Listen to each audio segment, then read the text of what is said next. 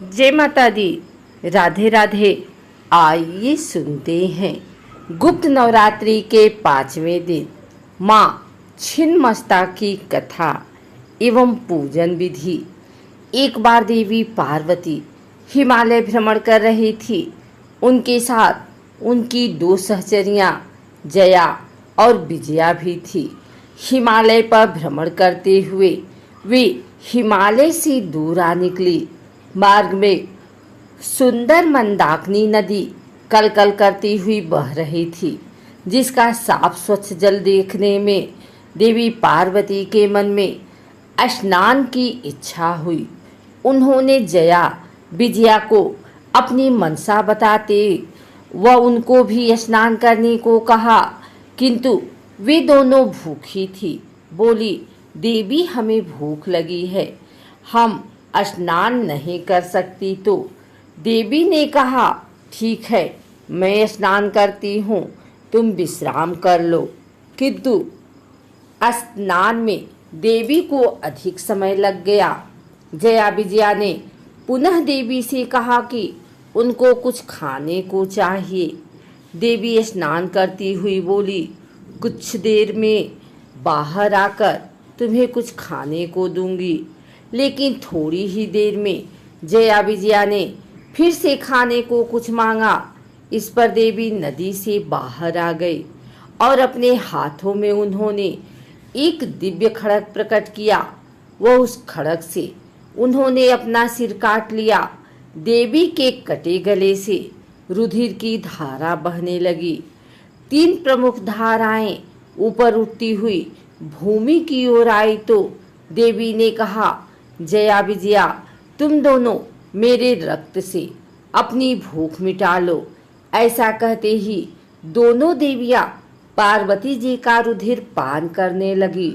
वह एक रक्त की धारा देवी ने स्वयं अपने ही मुख में डाल दी और रुधिर पान करने लगी। देवी के ऐसे रूप को देखकर देवताओं में त्राही त्राही मच गई। देवताओं ने देवी को प्रचंड चंडिका कहकर संबोधित किया। ऋषियों ने कटे हुए सर के कारण देवी को नाम दिया छिन्नमस्ता। तब शिव ने कंबद शिव का रूप बनाकर देवी को शांत किया। शिव के आग्रह पर पुनः देवी ने सौम्य रूप बनाया। नाथ पंथ सहित बौद्ध मतावलंबी भी देवी की उपासना करते हैं। भक्त को इनकी उपासना से भौतिक सुख संपदा, वैभव की प्राप्ति, वाद विवाद में विजय, शत्रुओं पर जय, सम्मोहन शक्ति के साथ साथ अलौकिक संपदाएं प्राप्त होती हैं। इनकी सिद्धि हो जाने पर कुछ पाना शेष नहीं रह जाता। 10 महाविद्याओं में प्रचंड चंडनायिका के नाम से वह वीर रात्रि कहकर देवी को पूजा जाता है। देवी के शिव को कंबद शिव के नाम से पूजा जाता है। छिन्नमस्ता देवी शत्रुनाश की सबसे बड़ी देवी हैं। भगवान परशुराम ने इसी विद्या के प्रभाव से अपार बल अर्जित किया था। शास्त्रों में देवी को ही प्राण तोषणी कहा गया है।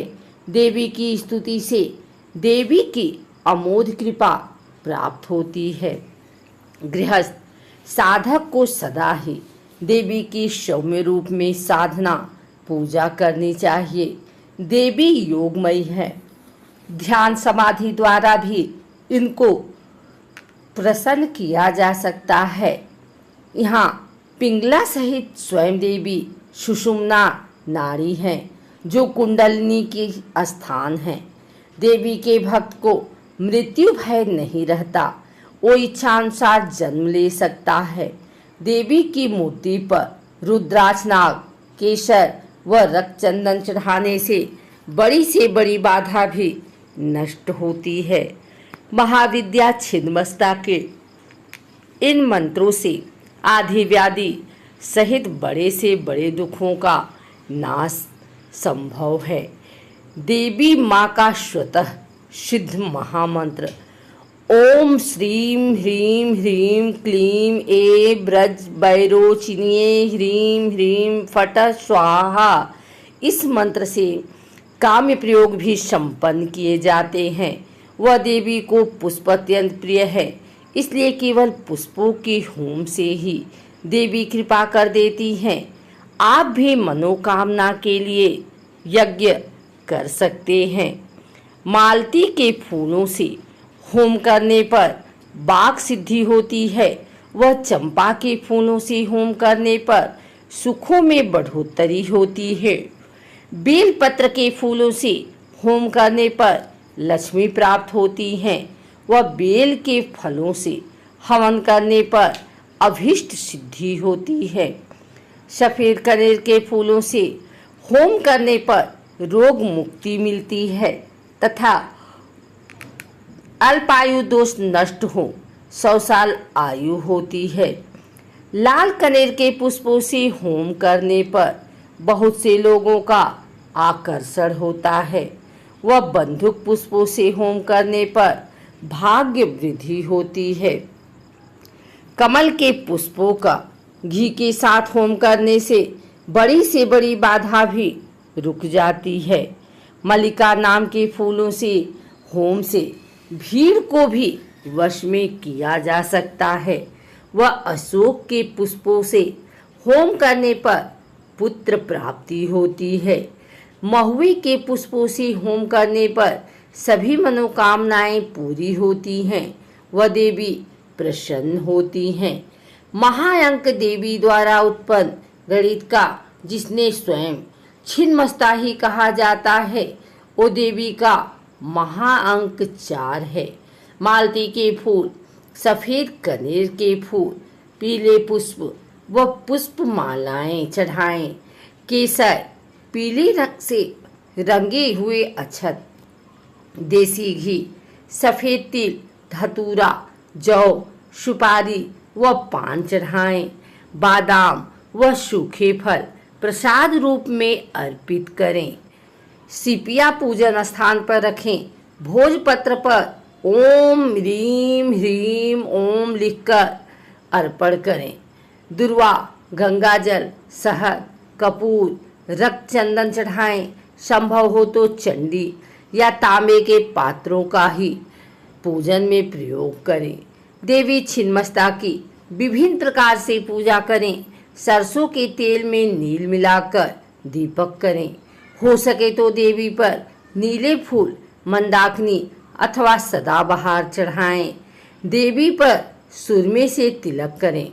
लोहबान से धूप करें और इत्र अर्पित करें। उड़द से बने मिष्ठान का भोग लगाएं।